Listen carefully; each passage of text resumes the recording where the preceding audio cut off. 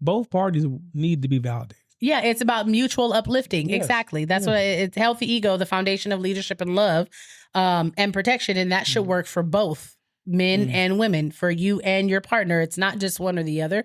But like I said, I think for me, from my perspective, the ego thing where I say that it has a bigger role on your side than it does my side is because I can see sometimes the emotional aspect that gets rolled up into ego for men than versus women.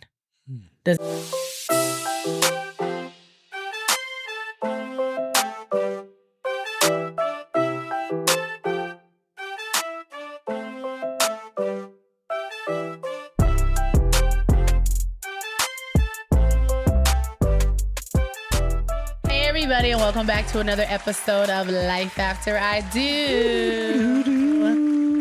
How y'all fine people doing out there today? How y'all doing? I'm trying, Dr. Now. I'm trying. Leave her alone.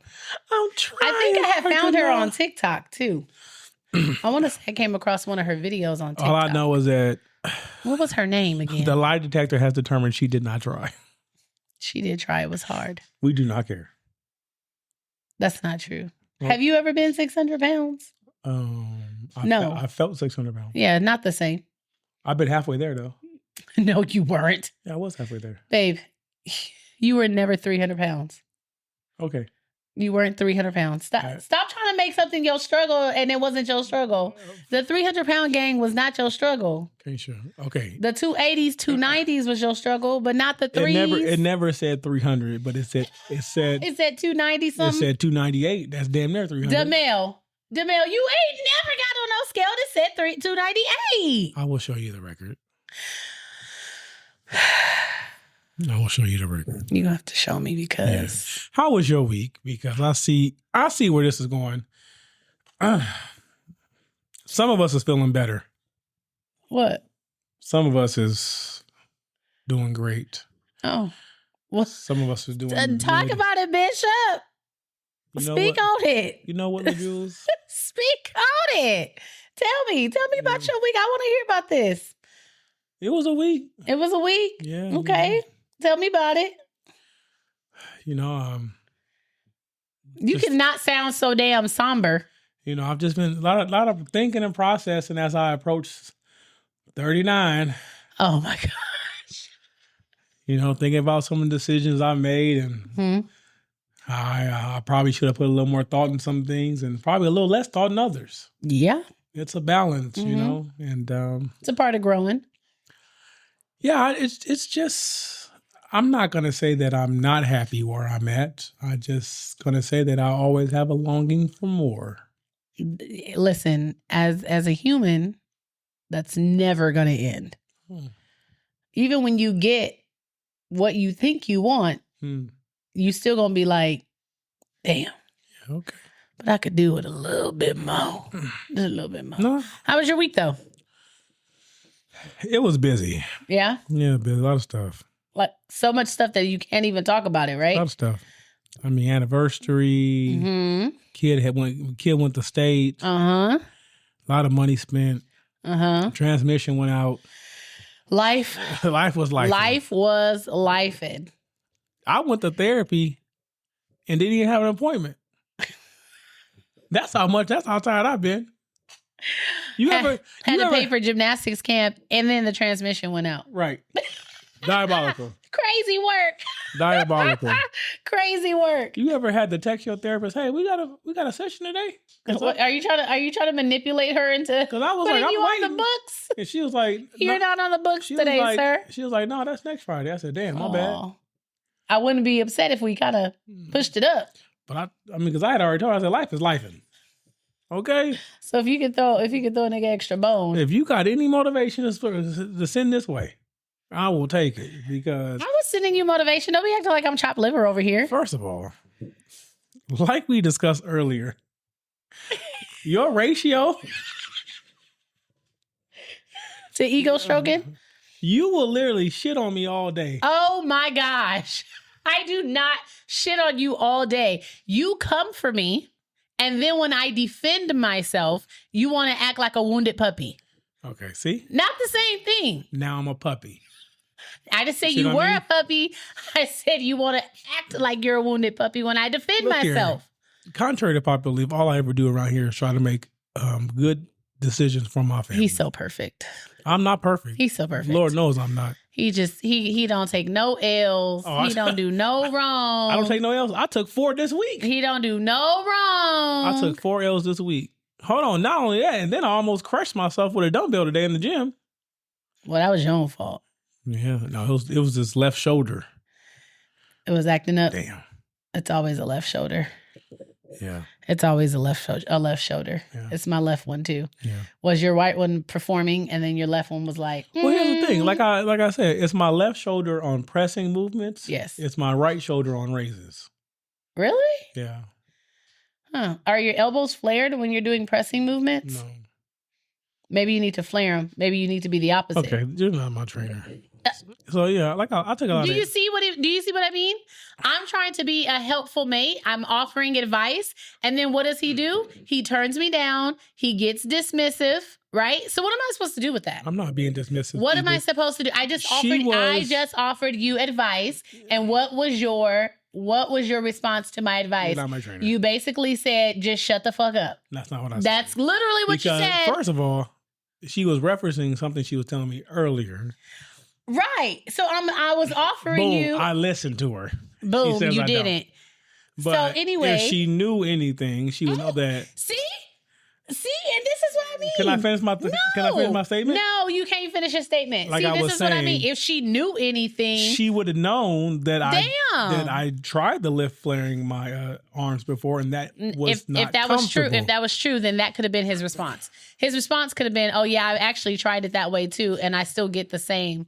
Two things can be true at the same time. No. You see what I mean, guys? How was your week? Do you see what I mean? He's being a butthole, and then when I turn on that same butthole energy, then he wants to run and behave like a wounded puppy. I really thought this was gonna be a good episode because you came down here and I was like, oh, that lip is given.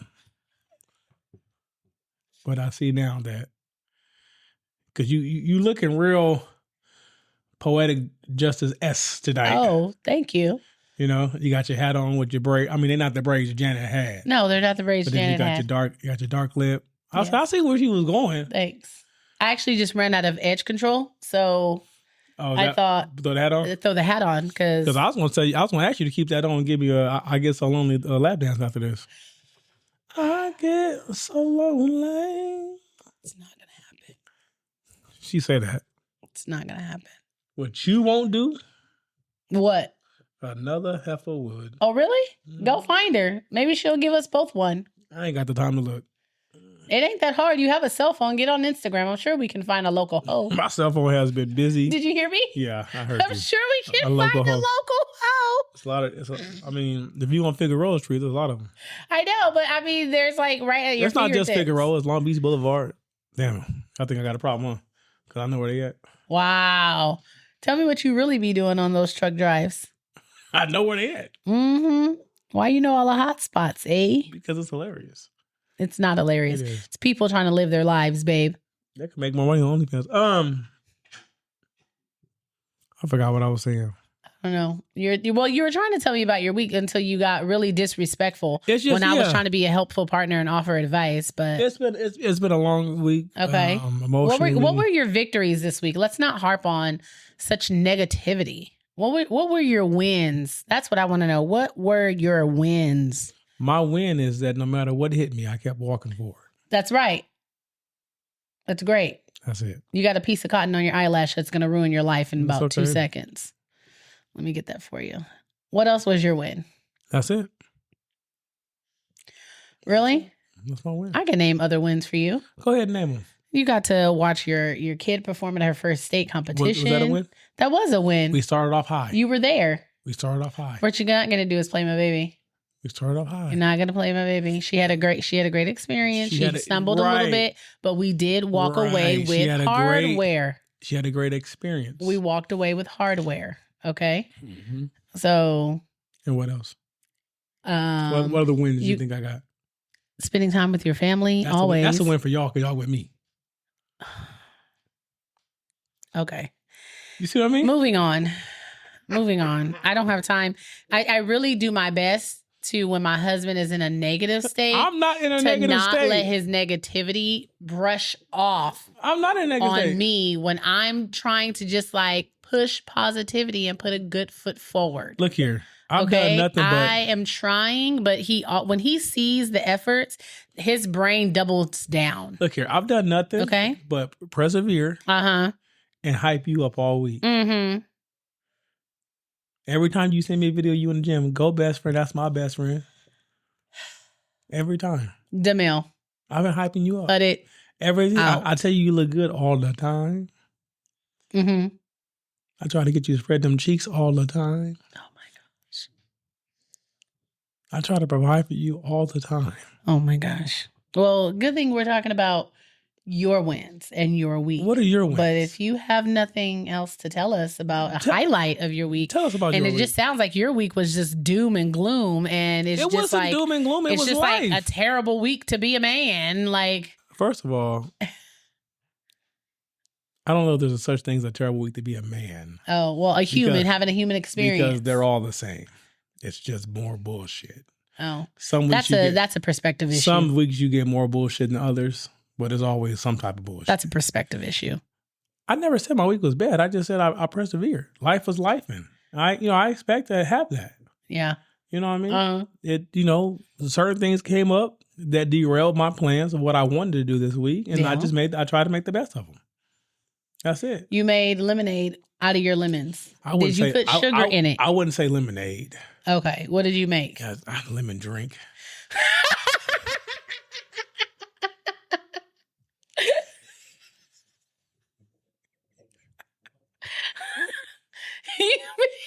I wouldn't say lemonade. Lemon drink. Lemon drink. So does that mean it had no water or no sugar? It had water. No sugar? No. Or was it made with like equal? A little Splenda. Splenda's good. Now, if you would have said equal or what's the pink packet? Is it stevia? No, not stevia. Stevia. That's the green packet. I don't know. What's oh my gosh. Sweet and low. Oh gosh, sweet and low is so terrible. I just don't understand how people can use sweet and low. Hey, that's what I had this. If you use sweet and low, I mean, God bless you. Yeah. God bless you, because that's some terrible. You know what? I will say this. One thing I realized this week is that what made me kind of feel good is that my daughter believes I'm rich. I don't know if that's a good thing or a bad thing. She believes. I said, obviously Peter says we have it. So, but then when you come up with it, is she wrong? That's the problem. I keep coming up with it. Is she wrong? She's not necessarily wrong. If you keep making it happen, then she'd be like, and that's my she'd thing. be like, drops mic. Like, and that's the thing. I gotta stop making it happen. Oh, well, that affects you too, sir. Will it? Yeah. I will say I did get a couple of good nights of sleep this week. Yeah, the way you were snoring. Because I was so mentally exhausted. I had nothing else. I couldn't do nothing else. You had nothing else in the tank, huh? Yeah, that was it. So you might as well just put it all in dreamland. Did you have dreams? Yeah. How often? I mean, I hear that you dream every night, but did you have a dream that you could remember? No, I did not. Yeah. I had a dream the other night. Well, last night. Yeah, last night. And I was only able to remember the first half of it. And I was telling you in the car, it was a really weird dream. And I think it's because like we have the car in the shop right now getting fixed. And so I had a dream that we had went and looked at different cars. And he and the car dealership salesman guy was telling me to get inside this car, just to test drive it. And I was like, oh no, I don't want to test drive anything. We just got my car fixed. Like, I love my car. Like, we're good. And he was like, just get in it and just see if you like it. And I was like, okay. So it was crazy because we were at a Subaru dealership and they had me get into a Hummer. So I was a little confused. You were dreaming. And the crazy part about it is like I don't even like those cars. Cold work. The Hummers or like the Super. I don't even like the cars, so it was really crazy. Maybe because I had showed you the EV Hummer, I was like, that was actually nice. No, because I don't like those either. But in any case, I got in the car. I started looking around. I was like, oh, it is like kind of spacious in here. I was like, but everything feels so like closed in, you know? And then all of a sudden the car started moving forward and directly in front of the car was my car. And I was waiting for the Hummer to stop itself because I was like, oh, maybe this is a demonstration to show me that the brakes will engage if it gets too close to another car or something. So I didn't bother pushing down on the brake. And then it slams into the front of my car. Like they go collide head to head. And then my car falls back into this hole, like I can't even say that it was like a ditch in the street. It was quite literally a hole in the earth. And my car falls back into this hole in the earth. And then there is a big rig coming down the street. And I kept thinking, oh my gosh, this big rig, he has to stop. He has to slow down because if not, he's going to hit the side of my car. And then my car is just going to go all the way down into the earth. And then like, I'm not going to have a car anymore. And so he's coming down the street and I see him trying to avoid the big ditch that's coming up and he's trying to drive around it and he ends up going straight towards the car and the front half of his truck goes in. My car automatically goes in. And then I just remember thinking like, oh my gosh, my car is inside the earth now. You want a new car so bad. No, listen, I have told you time and time again, I genuinely like my car. My car has been great to me up until this little hiccup that she's had right now. But I'm not going to get on Betty White like that because Betty White has been tried and true. Okay? Betty White is what she calls her car. I sought out Betty White a whole year before we bought Betty White. Okay? I've wanted Betty White and I got Betty White and she's been good to me. Mm-hmm. So I'm going to, remain true to Betty White. Okay. Until she tells me she is ready to retire and hang it up. Well, she'll be ready to retire in about 2030. Bye. But anywho, so that was my dream. But with my week, if you care to hear. I mean, I know what it was. I had a good week. Yes. Sunshine and rainbows for you. Always. It's not sunshine and rainbows for me always, jerk face. See? I said something good and she called me a jerk. No, because you're trying to be passive aggressive. No, I'm trying to be aggressive. No. I'm trying to aggressively do something else. Anywho, got to see baby girl at State. That was really fun. Was it? It was fun. It was really fun. It was a little nerve-wracking, but it was fun. She walked away with some hardware. We got some good footage. That was fun. She got to see some of her favorite teammates there because they all had different days and times. So she did was able to see some of her teammates who had an earlier start. So that was really good. Mm-hmm. Got to spend time with the family, hit new PRs. Okay. So that was really fun. Shout out to In Leslie Land on Instagram. Yep, In Leslie Land for showing up with me all week. My fab realtor. And for getting my PR on record, for recording my PR. Hold on. How you always get a camera crew? I don't always get a camera crew. I had my camera set up too, but she got it at a different angle. So her angle was much better than the angle that I was recording at. Pause. But anywho, so in case anyone cares to know, I'm going to tell you anyway, my PR was I hit 300 on my squat. So. Did you? There you go. Did you? There you go. I just want you guys to see that it's not me. I just want you to see that it's not me. And then when I get into that same headspace, he can't take it. And then he's going to shut down like a hurt puppy because his feelings are going to get hurt because he's over here trying to come for me. But do you see? I try. But a second ago, he just told you about how he been hyping me up. But then he turns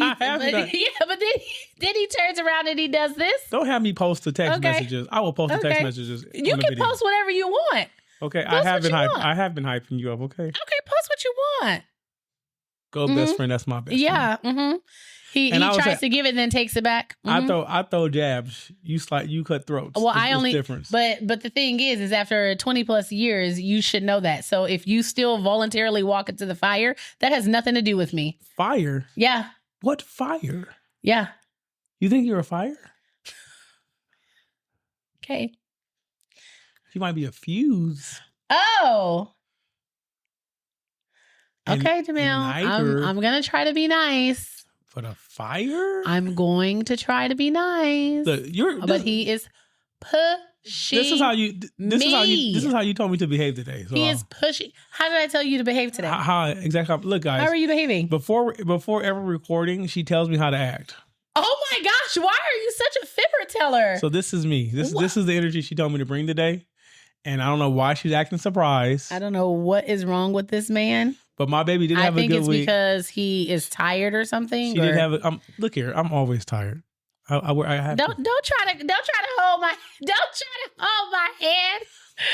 I want to hold your hand. You're such a hater too. I can't. I don't hate on you. I can't. You're my biggest supporter and hater at the same time. All I do is support you. I was literally, before we recorded, I was literally on the internet looking at lifting shoes for you. What, I'm hating on you? Well, I told you which ones I wanted. No, I don't like those. I guess it's a good thing it's not for your feet. I guess it's a good thing it's my money. It's not. It's our money. Not this one. So I guess I'll just order the ones that I want with my bank account. Okay, I'm done talking now. See, this is exactly what we were talking about earlier. I be trying to like be nice to you and like stroke your ego a little bit. You never stroke my ego. That is not true. You never stroke my ego. That is not true. I don't. Name 10 times. I just did this morning. Tell me. In the kitchen. What'd you say? What did you say? And I had responded. Oh, you were like, you were taking your vitamins. That wasn't stroking my ego. That was just sexual. He was like, "Oh, I can take the vitamin D right now too." I said, "Oh, that was kind of sexy," but that's not what you said. I was like, "I appreciate that." That's not what you said. I appreciate it. I do stroke your ego quite a bit. Okay. Okay. So I'll say this because I don't know your experience. Okay. Here we go. Now she's finna make it an individual experience. Oh, go ahead. Listen here. Go ahead. Listen here. Go ahead and woman-splain it. I'm not gonna woman-splain anything. I'm just saying, like, for me, I think I stroke your ego like quite often. My ego? Your ego. Ego? I didn't say eagle. I said ego. Oh. See? That's what I mean. You're constantly coming for me. And then what am I supposed to do with that? Just take it? Yes. No. Yes. No. Yes. No. Take it. No. No. Shut up. Oh, that hurt. I mean, that kind of takes me into today, which is, what's today? Ego, like a man's ego. Oh, we're talking about, oh my God. Ego, the ego effect. So guys, this is clearly another episode where my wife wants to tell me something about myself. I don't want to tell you anything about yourself. And she uses, hold on, I was talking. And she uses the recording as a safe place for her. This is so not true. So she doesn't. This came about because we were in the car and we were watching a video. I think it was a video on TikTok or something like driving. that. I don't know what you're talking about. We were listening together of a video, and the video was basically talking about how men, like certain levels of married men, will not leave their wives and stuff or whatever, and the things that wives do for them not to leave is like the wives stroke their ego. And I said, and his response was, "You don't stroke my ego enough." And I said, "I feel like I do." And he was like, "You don't." And he was like, "About you." What did you tell me? I'm 90%. No, I said you got a 10-80-10 split. You stroke my ego 10% of the time. You're nice to me the other 10% of the time. And then I dog on you? And you shit on me for 80% of the time. I do not shit on him. So when the camera comes on, this is part of the 10% you try to be nice. Oh my gosh. So you want these people to believe that I shit on you 80% of the time? Do you not? I do not. Okay, well, let me ask you this. Why would you be with someone who shits on you 80% of the time? That's crazy work. I wouldn't be. I'm going to tell you now. I'm going to put it on the record. I'm not going to stay if I felt like I'm being shitted on 80% of the time. Hey, pussy is good. I'm just not going to do it. Because that's just crazy work. You got some good shit. So you put up with it. Demel. What? Good shit. Demel. Yes. Problem? I'm not putting that on record. What? What? I'm not going to edit it out. Yeah, you are. No, I'm not. Yeah, you are. You can't say that. Yes, you're my wife. I can. You can't. I can. No, you can't. Yeah, I can. You can't tell people that. Yes, I do all the time. You can't tell people that. Well, they know. So now you know that they know. So how do I shit on you 80% of the time? Huh? I want to know. Because always- I can't correct what I don't understand or what I don't you know. always making So fun what of do me. I do? You always make fun of me, Okay. and not in a playful way. Okay. You're mean a lot What of the do time. I do? What do I do? First of all, you talk about every time I mispronounce something, you point it out, and then you laugh. But you just did that to me, or did you not realize that? Oh no, I did it. I did it because you do it to me. No, you don't like it. no, that's not a thing. That is a thing. Okay, what else? Come on, that's it. There's ways. Hey, it's not 80% of the time. This is more like No, you already told the people that you're miserable. So let's go ahead and double down on it. I am not miserable. You already told the people that you're miserable. I am not miserable. So give us the 80%. I'm not as to why I shit on you. I mean, if we're being completely honest, I'm not 80% miserable, nor am I 80% happy. But I'm more happy than miserable. I mean, you a good woman, Savannah.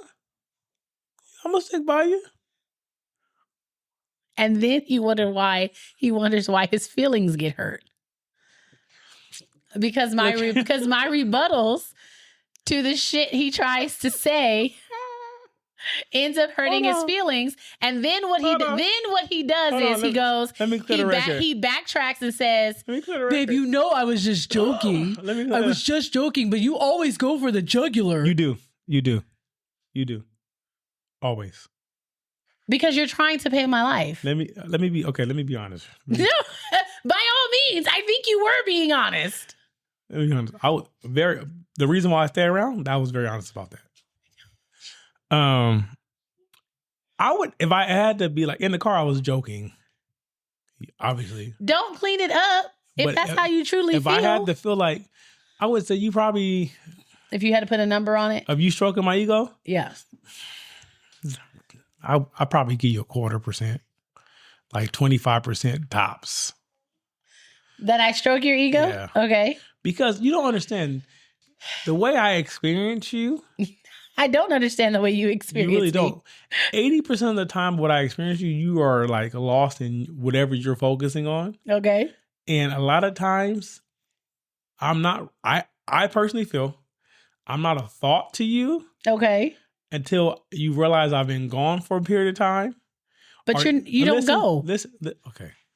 Like work and stuff. Oh, okay. Or you realize I'm on my way back home. Okay.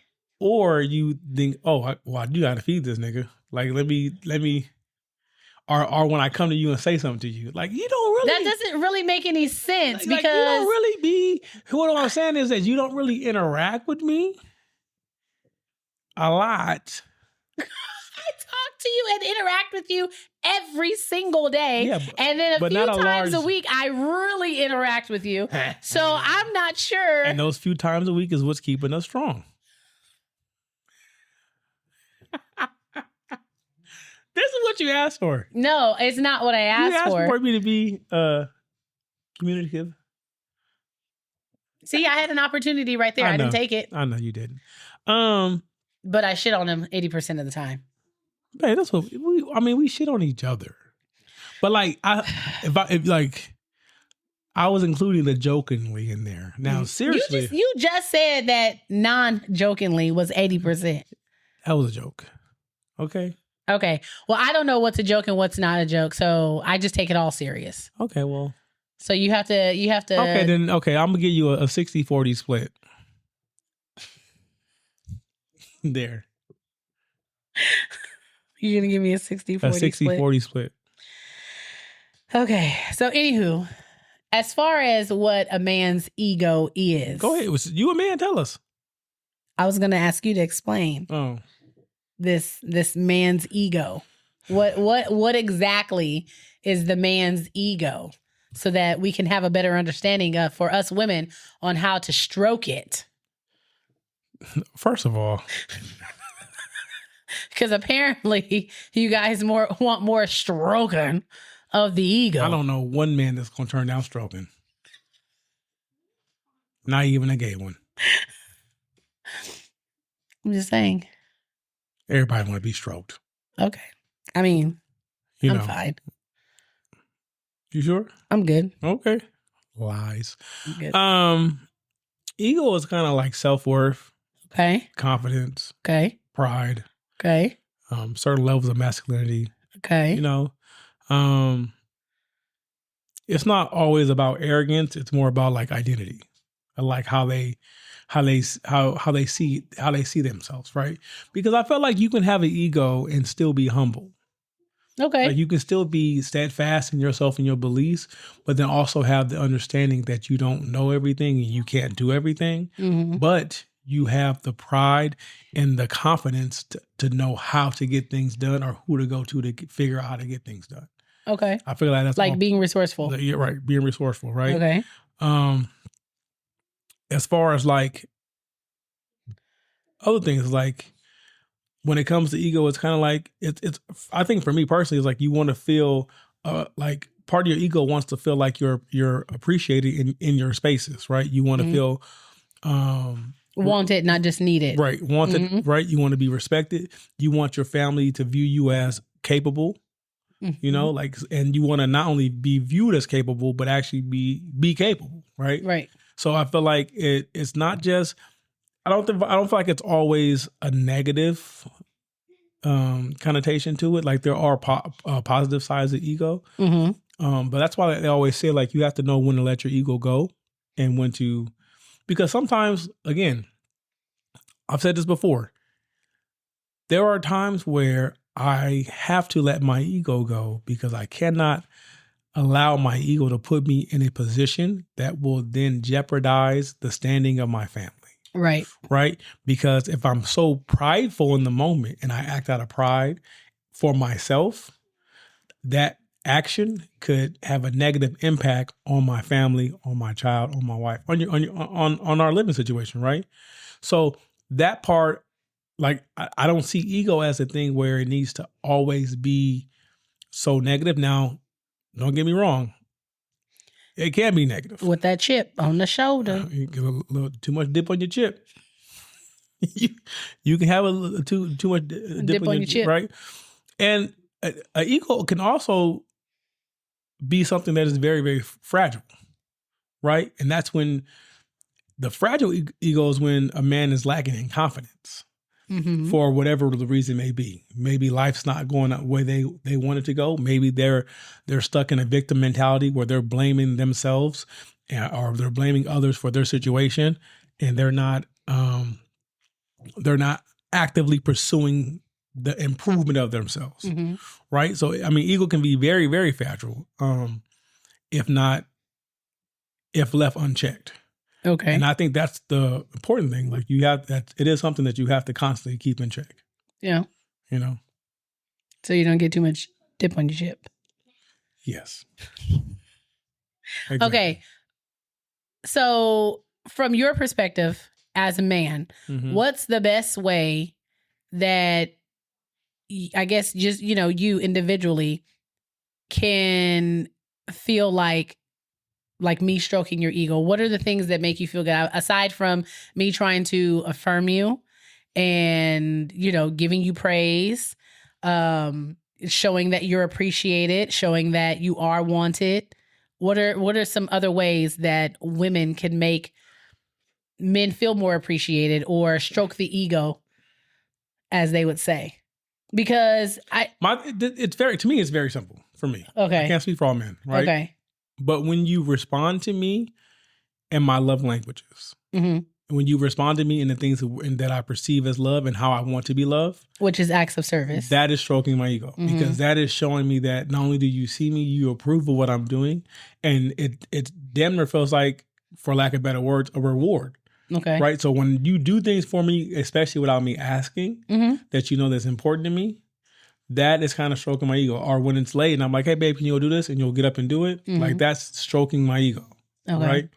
Now, when you say little things like this morning. What'd I say? You know, about the vitamin D thing? Right? Uh-huh. That's a little bit of stroking ego. Because, like, we want to feel desired. We want to feel like we're not always the aggressor or the pursuer, right? We sometimes we want to feel wanted as well. That's part of the ego. Like, because you feel when you have a sense of feeling wanted, you feel more like you matter to someone. Yeah. Right.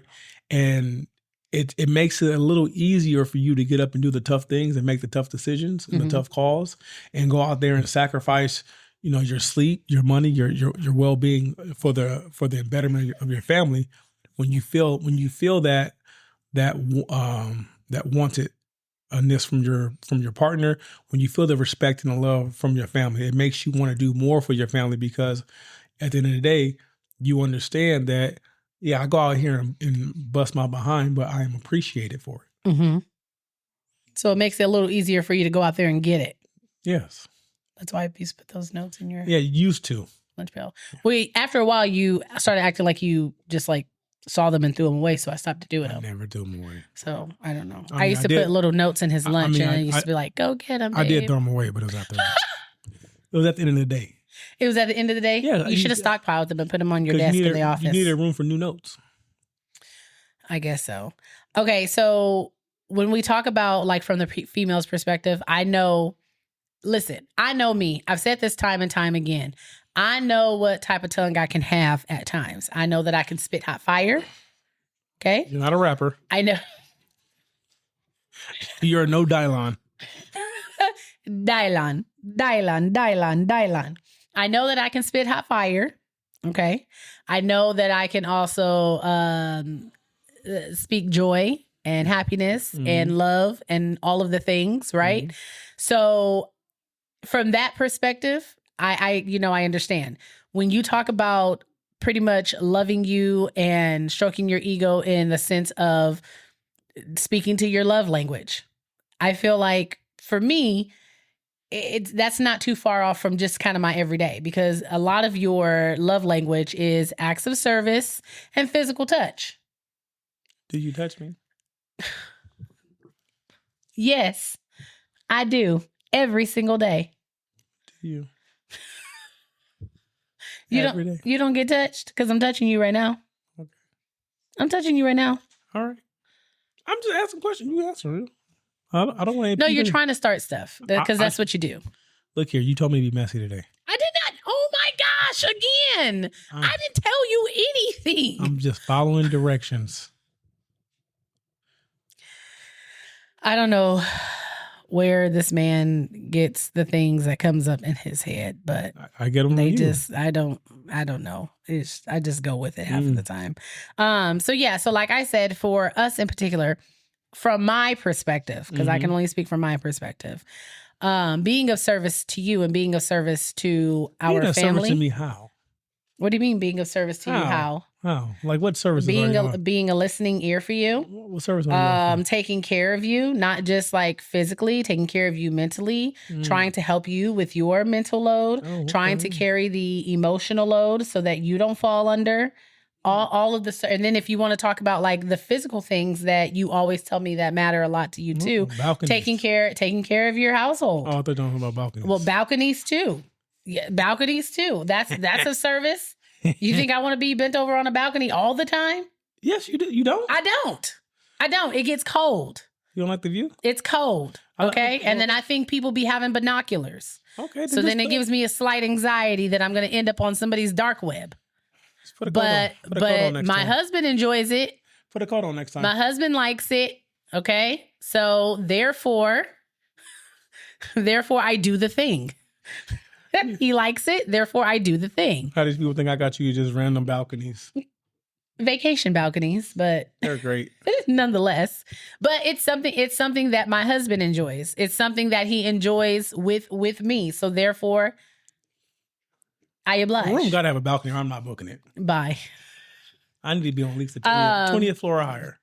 But yeah, I mean, even from like the day to day, like maintaining your household, cooking your meals. My house, man. This is your house. Well, our house, your house. No. It's our house. And 20 years from now, when the grandkids pull up, they gonna say, "I'm going to who house? I'm going to grandma's house." In any case, this your house. In any case, maintaining our household, taking care of our children, taking care of you. Okay. Taking care of me how? I literally, we just I just wanted to hear it again. No. Cooking your meals. I mean, how many times did you sporadically while I had said before we walked into the door, I was like, man, I am so tired. I just want to go upstairs and take a nap and go to sleep. He heard all of that.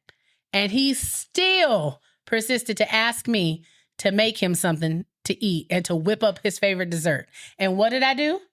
Don't give me any. Don't give Daddy a sandwich. Don't give me any shit. What did I do? You made Daddy a sandwich. And what could I have done?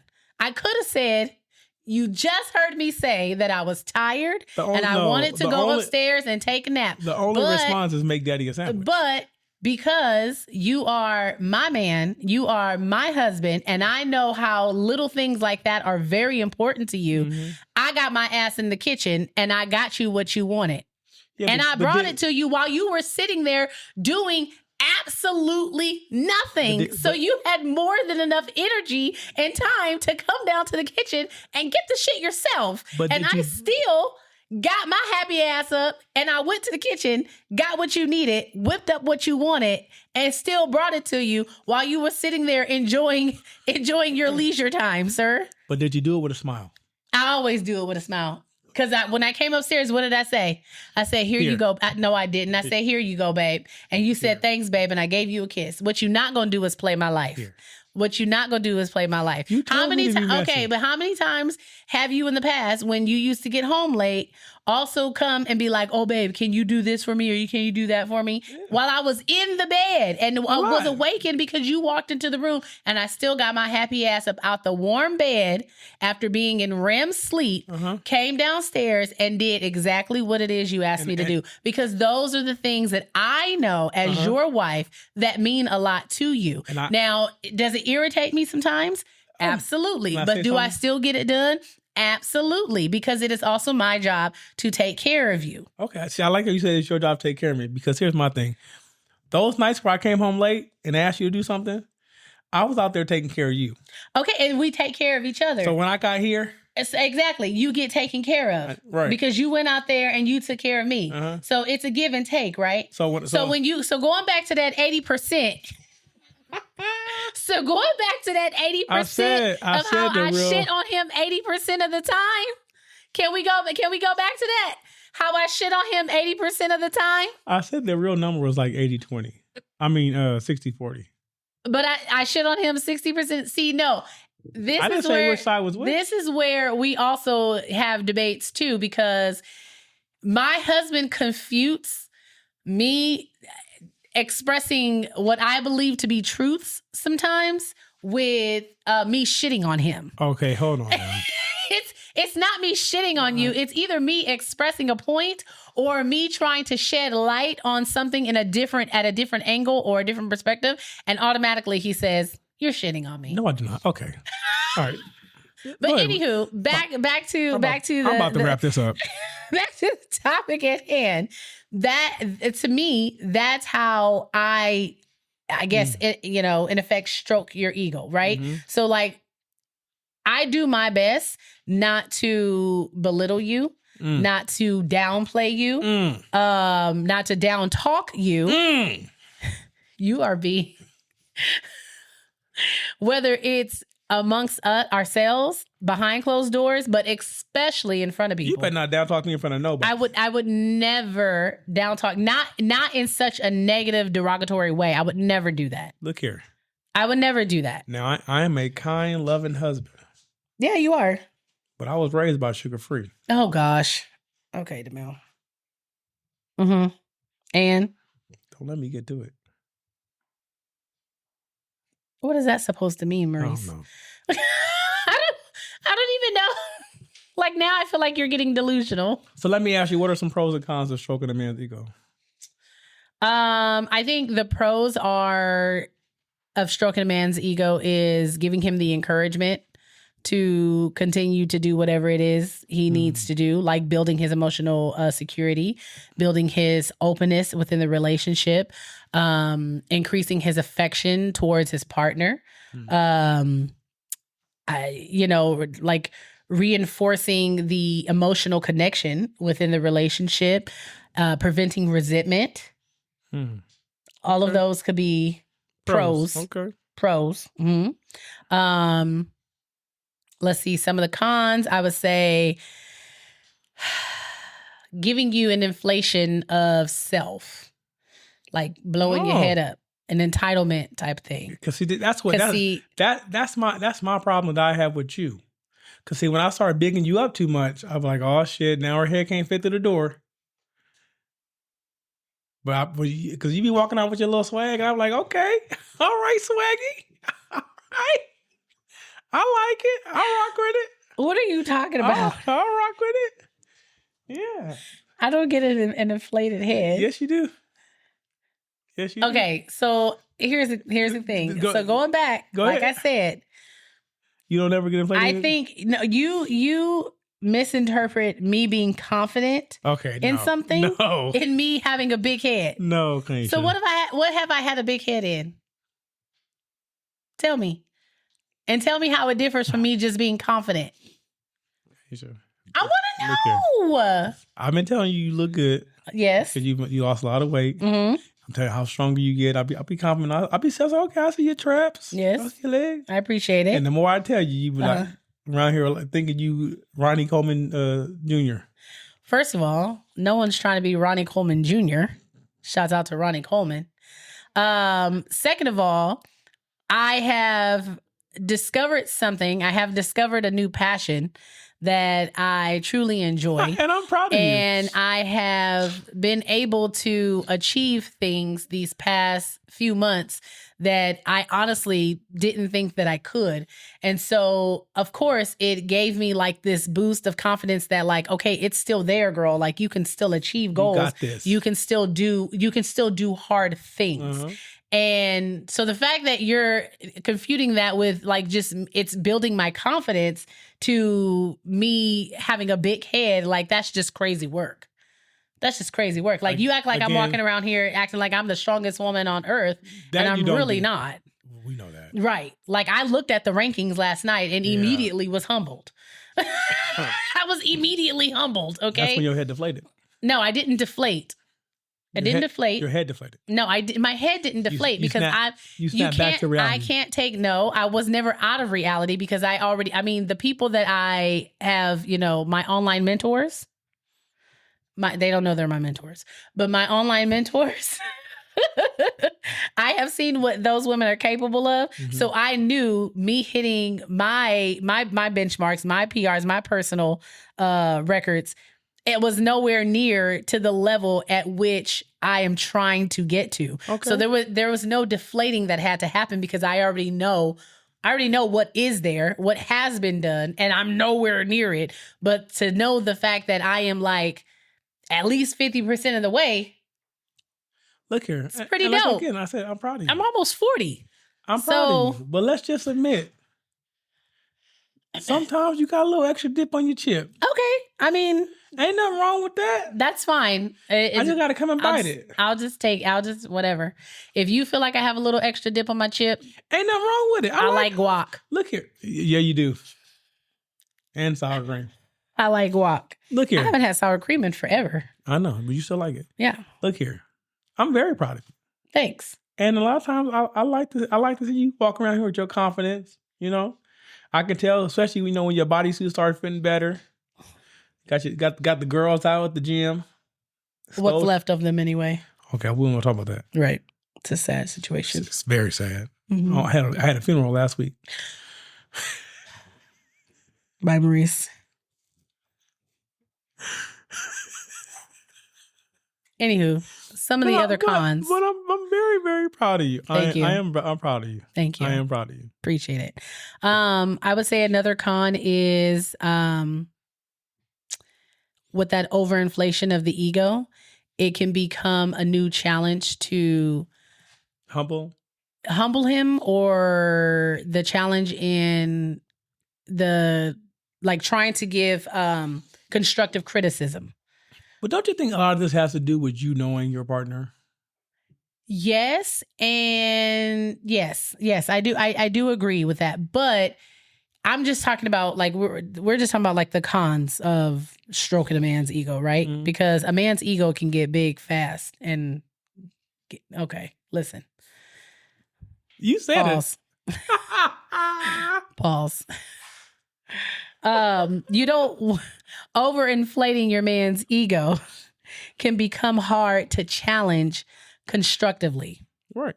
Okay. Because then you get into a headspace where it's like nobody can tell me anything. Right. And because I've hyped you up so much, you start to feel like you start feeling yourself. And then if you're married to someone like me, here come your tongue. I'm really I can be instrumental in humbling. But on the flip side of that, if you're over here stroking my ego insincerely, you know, it can feel like you're trying to manipulate what I do. Like you're trying to put me in a position to do things that I want for my will. Yeah. I mean, that's what women do. That's what women do. No, I feel like that's what each person kind of does. I don't want to say it's a manipulation. It's not a manipulation, but just like how we discussed earlier, it's like a give and take, right? Like you do things. There are certain things that you do to get a result or reaction from me like that what? You want that benefits you. Explain. Like the other day, right? When you were cleaning up the kitchen, straightening up the house, and I was like, oh, like, you know, I like when you got a little bit of domestication in you. But now that I know, you try to do those things because you want to make my load lighter so that you can have me later. Exactly. Is that okay? So is that not like a... Yeah, see, no, but first of all, hold on. I mean, I feel like each party does a little bit of that. And I think that's okay. Hold on, because that wasn't true that day. That day I was really just trying to be helpful. Oh, okay. Because I knew like it's too much going on. We had to move apart. We hadn't had time for one another because this girl been on spring break driving us crazy. And you've been running around. I've been running around. We were dealing with life. Like, as we said earlier, life been lifing. And I was just trying to help out. I said, okay, my baby ain't did some stuff. Like, I knew when I took that chicken out, you probably was like, who he think finna cook this chicken? And I was like, no, I'm throwing it on the grill. He was like, oh, thank God. And I made it very clear, I'm not seasoning it either. Side note, just as a side note, because it just brought it up. And I don't know if anybody else has the same kind of husband, but when I cook, I do all the prep myself. I do like all the prep, right? So if I took meat out, I'm seasoning my own meat. I'm cutting up all the vegetables. I'm cleaning up as I go. Okay. I'm throwing away trash, everything. When my husband cooks, for some odd reason or another, he needs me to do half the meal, and then he's there for the main show, like the main event. He always need me to chop something. He always need me to season something. Here. Like, and I'd be like, babe, if you gonna cook, guess what? You're cooking. So when he took that chicken out, I was like, okay, thank you. You're good. But I made it very clear. Look here. I'm not seasoning the chicken, sir. Look here. Before we wrap this up, let me say this. I used to do all that. I used to do all that. But then my wife transitioned to... What did I transition to? A stay-at-home mom. And the dynamics and the role change. And so sometimes I just be forgetting what that's like. Because I'm so used to just being a helpmate. You know, I'm used to just coming in financially. You know, you sound real dumb. Don't say that. You know, so I mean, I come in. You know, on the weekend I'll come in and do a little cleaning here or there, or take the child off her hand for a couple hours or whatever came. You know, when see how you say like he doing me a favor, like like he a babysitter. That is your child, sir. Yeah. Shoot, that's rough. You know, so I do. I come when I have time. I try to help out. But I have to remember that, no, you got to do the whole process. Mm-hmm. But sometimes, honestly, like I told her before, sometimes I just want her in the kitchen with me. Just come here. Yeah, not sometimes, though. It's every single time you cook. Okay, I'm sorry that I like you. I'm sorry. I don't mind being in the kitchen. I will be in the kitchen. I'll sip on my green juice and converse with you. But if I'm going to be there with you, I don't want to help cook. Okay. I don't want to dice, slice, cut, put up, put away, season, get down, grab, reach for. I don't want to do any of it. I just want to sit there and be company with you. You so short, you ain't getting nothing down. Okay, see, and there you go again, and there you go again. So there you go again. So what can we do to find balance in the stroking the ego? Well, how can we find balance? I think it's important to remember. Mm-hmm. It's a two-way street. It's a two-way street, mm-hmm. And it's not about necessarily stroking the ego, but it's about honoring your man's essence and presence. Okay. I think it's clearly where it's the understanding that we are a partnership, we are a team, and that we both need to feel like we're both being seen, respected, and needed. Yes, because I let you know very, very clearly, I see you. Oh, I see you. Okay. You see me through the lens in which you have chosen to see me. I see. But do you see me through the lens that I need you to see? Yes, I do. You don't even know what the lens is. So how you know? I haven't even told you what the lens is. When I got up, here, it's a perfect example, like you said. When I got up and I started cleaning and cooking for you. Did you? In all fairness, you got to eat too, but okay. I'm joking. I could have made just enough for me. Diabolical. That would have started World War III. Hey, it is what it is. But did you recognize that I cooked breakfast after coming home from the gym multiple days in a row? Yes. And then you asked me. And then I asked you what you wanted. No, you asked me if I enjoyed you making breakfast again. And I said, of course. And then, yes. And then not only did I cook breakfast, I cleaned up after myself. Then I made dinner. Appreciate that. Right? Because I saw that was something that was stressing you, that you needed a break from. Mm-hmm. I pay attention to you. Sometimes, yes. All the time. It's Sometimes. Just I don't react all the time, but I'm always paying attention. Okay. So I want you to know that I see you. Okay, I appreciate that. Okay, and it's clear that I respect you because I ain't stepped out. Wow, that has nothing to do. Yes, that's part of it, right? Yeah, it's part of it. Are you giving me permission? That's a you thing. Are you giving me permission? I've always said, that is your karma. You would have to put up with. That's gonna be your karma to put up with, not mine. And as far as not mine, sir. And as far as needing you, I'm very vocal on that. Mm-hmm. Because we can stop recording right now. On the table. Okay, that wouldn't happen. My child's upstairs. But I also think it's really important to not lose yourself, as a woman, to not lose yourself in trying to big up, stroke egos for your man.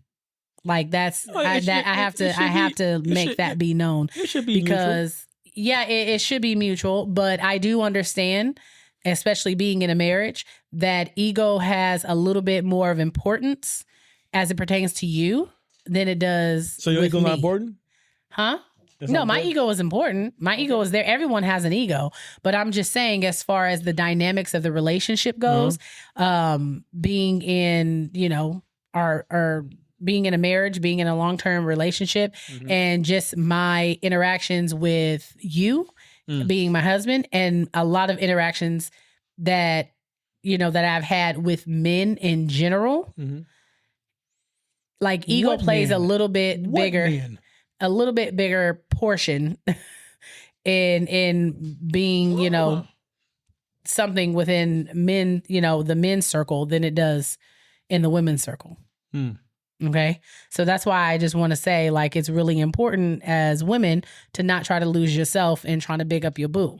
You can big up your boo too, but don't lose yourself in that. My identity is not wrapped up in me, But in a healthy relationship, marriage, or whatever, both parties need to be validated. Yeah, it's about mutual uplifting. Yes. Exactly. That's what it's healthy ego, the foundation of leadership and love, and protection. And that should work for both men and women, for you and your partner. It's not just one or the other. But like I said, I think for me, from my perspective, the ego thing where I say that it has a bigger role on your side than it does my side is because I can see sometimes the emotional aspect that gets rolled up into ego for men than versus women. Does that make sense? Like really? No. The emotional aspect of it, Okay. So that's why I say that. Because I feel like when it comes to processing things, like for instance, how you said your week has been. Yeah. Right? You and rightfully so, there's nothing wrong with it, but I'm just saying the way that you allow things to affect you. How did I kept it pushing all week? Yeah, you keep it pushing, but it's not like you can keep it pushing in a sense where we can't feel it, if that makes sense. Okay. You're keeping it pushing, but I'm feeling all of it. I'm absorbing all of the energy that's creating. Yeah, you are. I'm absorbing all of the energy that all of what you're perceiving to be negative in your life or what you're perceiving to be a hard time for you. I'm absorbing all of that energy from the traffic making you short-tempered, to you having outbursts, to you shutting down, to you going into your hidey hole to try to figure life out. I'm absorbing all of that. So it's not like you're going through it and you're like, okay, yeah, I'm gonna push through it, and you're changing your perspective about it. The things that you are allowing to affect you also affect the way in which you move sometimes, and the person that's absorbing that is me. Okay. So then now for me in my head, when it comes to like stroking the ego and stuff like that, it's whatever it is I'm dealing with and processing at the time, even though if it could be the same thing that I'm stressed out about too, I now have to like put mine in a little box. I have to set it aside for a second, and I have to focus on making sure that you're going to be okay mentally and emotionally to get through whatever it is that's hitting you tough this week. That's what it feels like for me. Well, could you say that like I'm a threat to hurt myself? No, I'm not saying that. I'm just talking about the emotional and mental aspect of it. So that's what I'm saying. Like we're both experiencing life happening, right? Okay. And it's like, yes, even though it's not my responsibility or, in a technical sense to figure out how the car is going to get fixed, I see how you're going upstairs and you're doing your calculations and you're like, okay, well, I got it here, I could do it here. And I'm still absorbing that, okay, he is getting a little stressed. It's a little stressful for me too, but I'm going to box mine up. I'm going to put mine to the side, and I'm going to try to be here for him as much as I can emotionally and mentally, and make sure that I'm not trying to cause any additional stress, make sure that I'm trying to make his life a little bit more manageable, a little bit more easier. So if that means like cooking your favorite meal, if that means when you ask me to do something, not questioning you about it, if that means me coming to give you that all the time, if that means me coming to give you a hug and giving you a kiss and telling you like, babe, It's cool. Like, everything always works out. I don't want you sitting here stressing. Like, whatever it is, that's what I have to do in order to make sure you are good. Do you know what I mean? So that's what I mean by like, that's where it plays a little bit of a bigger role in the male's life than I think it does the female's life, because it's the emotional absorption aspect of it. That's a fair assumption. Okay. But yeah, I mean, long story short, it should work that way for both parties, because that's one of the benefits of being married, and one of the benefits of being in a relationship is to have a person. Yeah. Like if you feel like you have no one else, you have a person. You have someone you can depend on. You have someone you can be vulnerable with. You have someone who's always going to tell you like, hey, it didn't happen today. It didn't happen today. You were not on your A game. You quite frankly sucked, but there's always tomorrow. And if you get tomorrow, you get another chance to try again. But what about your friends? Are they going to stand their ground? Are they going to be around? In the end? Shut up, babe.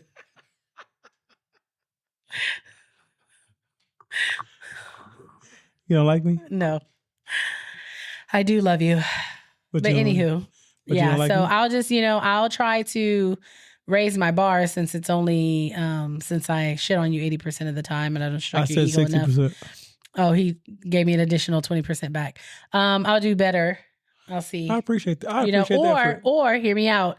I could show you what 60% really looks like. Oh, okay. because I don't think he would like it. But, anywho, let's hop right on into our 2 cents. Our 2 cents. This one's a little bit of a long one, but oh my gosh, I think I really would love to hear what you have to say about it. I'll be asleep. Okay, so here we go. Am I the asshole for not taking my ex-wife back after she left me for an alpha male? Nope. Okay. I had been with my ex for 7 years, married for 5. It felt like love at first sight and everything felt so natural when we first met. After about 2 years of dating, we decided to tie the knot. Not soon after, we welcomed our baby boy. He was a pandemic baby, so my wife ended up quitting her job while I continued working as a line cook and started doing Uber Eats on the side. After things went back to normal, my wife told me that she doesn't want to be one of those women who lose their passion after settling down. So she went back to finish law school and take the bar. Of course, I wholeheartedly supported her and we tried to make it work. After she passed the bar, she immediately got hired at a firm downtown through the help of her friend, Dummo. Oh, I guess we don't like the friend. This is where the problem started. From the get-go, my wife began making good money, good enough that she told me to quit my job and to stay home and take care of our kid full time, as she won't have time to. I said no. I loved my job. Cooking was my passion, and I even worked my way up to full-time fledged chef. My biggest regret in our marriage had to have been her talking me into leaving, but I did, and I became a stay-at-home dad. Slowly, our marriage life began deteriorating as she started to pull away. She worked long hours and barely spent any time with my son and myself. She'd go out drinking to network with her work colleagues on the weekends, sometimes even going out of town. At home, she was always just pissy with me. It's like her personality did a complete 180. This wasn't the sweet, nurturing girl I had fell in love with all those years ago. Our intimacy became almost non-existent. After going through therapy, I can now see that I am to blame as well. I should have communicated better and shared how I felt. Luckily, the highlight through this was my son. Seeing him grow and being there for a lot of his firsts made everything feel like it was going to be okay. One day, she finally came up to me and asked for a divorce. I wasn't totally surprised. I felt everything was eventually going to lead up to this, but I still didn't want to give up. I asked if she was sure about this and if that's what she wanted to do, or did she want to try to make it work. I recommended couples counseling or temporary separation. She declined both and told me that she had found someone else. Hearing this shattered me. Her changing and us growing apart, I can understand, but never once would I have thought that she would have been the type to even entertain another man. She told me it's some partner at her firm. Ha ha ha. When did my life become a Korean rom-com? She told me that he invited her out a couple of times and showed her the quote unquote luxury of life that she deserves. We argued for a bit and she told me that he is twice the man as me. She called me feminine for being a stay-at-home dad while his wife was working hard and being home while he made the money. What? It was your idea. And what about me working 2 jobs during the pandemic? To her, those were not real jobs. I was just a delivery truck driver and a cook. Wow. She told me this new guy is an alpha male who knows a woman's needs and how to take care of her. She bragged about how tall and muscular he is, that he has a real job and took her on weekend getaways that she told me were work-related. And here's the kicker. He's such a man, he doesn't want to make things official with her until her and I are separated. I almost laughed at how delusional that she had become. I asked her what about our son, and she said that I could have him. Like, Damn. He likes me anyway. Damn. I think that hurt the most. I couldn't believe that she thought about her own son that way, throwing him away like some object. For the first time, I couldn't recognize the person in front of me. I won't lie, I did let the anger get the best of me and said some hurtful things back. I could tell that she was taken back by this, probably because I almost never get angry. She just turned around and left. After she left, I cried my eyes out for 2 weeks, hoping that she'd call and come back. I don't know. I didn't love her anymore, but life without her felt so scary. The only thing that kept me going was my son. I knew I couldn't turn to the bottle or go down that dark path because of him. I managed to beg for my job back and they rehired me for some weekends only, which was better than nothing. I spent the next months just putting my head down and working in silence. The divorce proceedings were moving quickly and before I knew it, it was official. The worst part about this was I felt like I had no support system. On social media, everyone was praising her for being this strong, independent woman who broke free of some metaphoric shackle, like I was some villain holding her back. And not a single person messaged me on how I was doing. And thank God they didn't, because this is what made me want to go to therapy in the first place. And I haven't looked back since. For all those that are unsure about therapy, I'm telling you it works. Now, fast forward to this week. I received a phone call from an unknown number, and when I picked it up, it was my ex on the other line bawling her eyes out. She told me how her alpha male boyfriend found someone else and she's too afraid to confront him because he's a partner at her firm. She finally explained her perspective and how everything led up to this point. Basically, my ex has admittedly always been really pretty and a social butterfly. After she had our son and the pandemic hit, she felt very ugly and insecure, even if I told her that she was pretty. So I guess when she got the job, she got the validation that she wanted. Of course, feeding into the delusion was Dumbo, who recently had divorced her husband and poisoned my wife's thoughts with how I'm a failure as a man.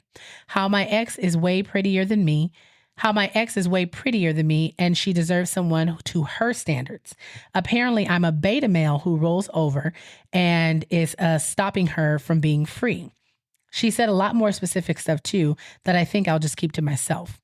But it was definitely an eye-opening conversation. I shouldn't have pushed my ex away to be vulnerable enough to listen to Dumbo. But still, after hearing all of this, I was really just as disappointed more than anything that she would be so stupid enough to throw everything that we've built away on a whim through peer pressure. My ex asked me if we could try again. She told me how much she misses me and how she took me and our son for granted. For example, I always made her lunch in the morning, made sure she was up to date with her pills and so on and so forth. She misses those little things. I admit to telling her that I missed her too, and I know our son does for sure. But she did make every decision herself. And what if things worked out with the other guy? I'm not a consolation prize that she can just come running back to. She cried and told me that she wanted me back a week after she had left, but was too prideful to call. I firmly told her no and I hung up on her. Since then, my phone has been blowing up off the hook with friends and family telling me that I'm heartless, that my wife was vulnerable, and that she was taken advantage of. And instead of picking up the pieces and helping her, I'm leaving her out to fend for herself. That message hurt. I respect her father a lot, so I heard him out. He wants me to come over for a resolution intervention this week and to bring our son. They just want a conversation to hear both sides and see if it really is resolvable. I'm attending, but I'm going to stay firm with my answer. But all of the recent messages have been making me rethink my stance. I just want to make sure that I'm not in the wrong before I attend. Am I the asshole? Hell no. No. Hell no. That was long as shit. It was. He wrote a thesis. Is he a doctor now? No. I want to say this. This is the harsh reality of things. Mm-hmm. Your ex-wife made herself appear vulnerable in a public space and was easily tricked and manipulated by the other man. Mm-hmm. He saw her coming. To feel special. Mm-hmm. He saw her coming. So she was played. She literally put no effort to try to repair what she had with you. And even went out, she was cheating on you while she was with you. She was going out of town with him. Right, because she said she had already met someone. Yep, you're right. So she already had no respect for you, right? Yep. And so she did all this, like you said, she did all this to herself. Mm-hmm.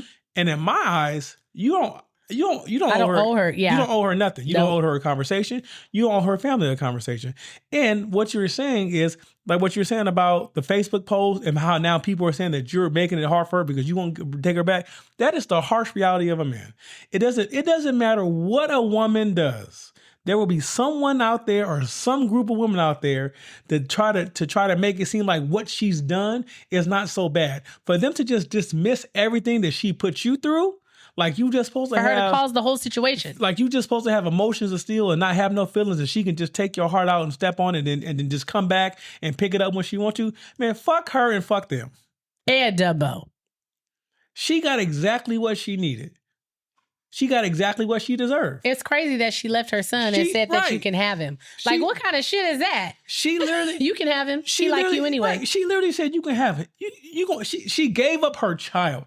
What decent person gives up their child for a fantasy? Now, granted, she probably didn't think it was a fantasy at the time, but it was a fantasy. But she was that detached from being a mother that she couldn't even fight for her son. No, she got exactly what she deserved. And the only thing I would say to this is that I would have never stayed at home. I would have still worked. But that's where he said he feels like he did mess up. I would have still worked regardless, because the transitioning to being single would have been a lot easier. Right. But I feel like even if he would have stayed, even if he wouldn't have stayed home and stayed work, this still would have happened. Yeah. Because what happened is that you probably worked while she finished school. You probably helped her finish school. He had to work while she was in school. Right. To provide. But once she got her law degree and all that stuff, she was oblivious to all the sacrifices you made for her to get to that point. Yeah, because now she sees herself in this light that you don't measure up to. So now, and then you have somebody in her ear talking about, you're here, and you mean to tell me you're married to somebody who's here, and he's a stay-at-home dad? That's a thing. Yeah, I had a teacher tell me this a long time ago, and it always sticks with me. And he told me that to always be mindful of the people you pass while climbing up. Oh, yeah. Because those same people you just might pass when you fall down. Mm-hmm. Now, this heifer done passed you, and now she done fell back down. Now she's crying for you to pick her back up because she's in shambles. I wouldn't give her the light of day. I wouldn't go to the sit down. Hell no. Because especially if you already know you're going to stand firm on your answer, stand firm on your answer on the phone and be like, look, there was at one point I loved you. I loved what we had. Look here. But those feelings are no longer there, boo. I would tell her mother, her father, her brother, her sister, I don't care, her aunts, cousins, that she's a shitty human being and she deserves everything she got. Not a shitty human. She's shitty. And if you keep talking to me like that, you're not going to see your nephew or your grandson. Keep playing with me. We don't want to do that. Keep playing with me. Keep playing with me. Oh, no. Oh, no. But you're not the asshole, sir. No. I can't say that you are. You're not the asshole, sir. Fuck her and fuck that job, too. And don't forget to say F Dumbo. Oh, no. No, Dumbo played his part. Well, he did what he was supposed to do. In this scenario, Dumbo was a liberator. For the husband? Yeah, he saved him of years of pain. Sometimes the loss and loss is a blessing. Right. It is. And I know Bars. Shut up. No. If y'all know the song, y'all know the song. He and his son have built a life. Yeah. You don't need her. Yeah, literally. We've built a life that doesn't have you in it. So therefore we're comfortable. We're good. But if you want to see him, that's still your son. I'll let you see him, but that's it. I'm not for keeping parents away from their children unless it's a safety issue. But if she wants to see him, I'd be like, yeah, you can see him, but her son don't need to be around that type of character. That's his mom still. You can't change who your parents are. Terrible character. Yeah. I suppose. You want one more? We got time. Let's see. Let the tape run. Okay. Am I the asshole for telling an elder woman to get the fuck on after holding up the only open line? Earlier today, I stopped at a grocery store while out running errands. There was only one cashier open for whatever reason, so the line was long. The woman, who had to be in her 60s or 70 in front of me, was talking to the young cashier, who was about 18 or 21. She was talking her ear off about her son-in-law, her daughter's husband, after she had already been rung up with a receipt in hand. Apparently, her sister-in-law is a deadbeat, covert narcissist or something. I could tell the cashier was too nice to cut the woman off, and she just kept glancing at me, giving me the look, the I'm so sorry look. Look, I love making small talk myself, but this conversation had gone over a minute with like 6 people behind me in the line. I heard a woman behind me quietly under her breath say, "Oh my goodness, lady, let's go." So clearly I wasn't the only one who was getting irritated. After about 2 minutes or so that had passed, I calmly say, "Excuse me, ma'am, I have to be somewhere soon." She looks at me with a cold face, wags her finger and says, "No, you can wait." Bitch. The finger wagging honestly set me off, and I raised my voice saying, "Get the fuck on, lady. You're not the only one in the fucking store. You're holding everyone up." Did he lie? It got pretty quiet after that, and the security guard walked over to me and said, "Sir, please calm down. Ma'am, please be aware that you're not the only shopper in line."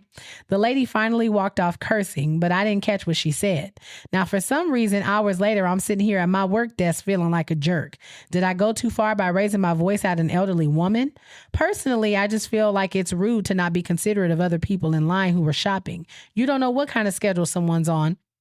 And I feel it's best to not hold the line up, or at least step away if you want to continue a long conversation. Am I the asshole? Yes and no. Hey, I'm 50-50 on this. Yes and no. You're the 50-50. asshole for using profane language at an elderly person. We still must respect our elders. And we all know that as elderly people get up in age, some of them have the attitude that they really don't care. They have a very fucking attitude. It's like the meme. I can't wait till I retire so I can get up early and make everybody else late for work. Exactly. Because I got time. Because I don't really care because all I have is time. And that's pretty much how she was operating. She was like, y'all just going to have to wait here. Because honestly, I think a lot of people, just like elderly people, don't, they know that some people won't suspect them of being thieves. But there's a lot of elderly people who steal because they're elderly and they seem unassuming. So she was also probably thinking like, yeah, she knows that there's a line, but ain't nobody gonna say nothing to me because I'm old. Yeah. Like, but see, here's the thing, and that's why I say he's not, because you do have those people. You do have those elderly people. They know it. You have, like, hold on, God bless his heart. They know it. There's an elderly black man that goes to the Starbucks I go to, and I always try to get in there before he do. Because I know if I'm behind him, it's over. Even though the girls are trying to rush him along, this is his day. It's his morning routine. That's it. He go in there. He order his same drink. They don't even ask him what he want. They just start getting it ready. Like how they get ours ready. Right. They just be like, "Hey guys," and it's already getting started. And he sit there and he have conversation to catch up. And I'm like, "Sir, some of us have somewhere to be. I'm not retired yet. I have a job."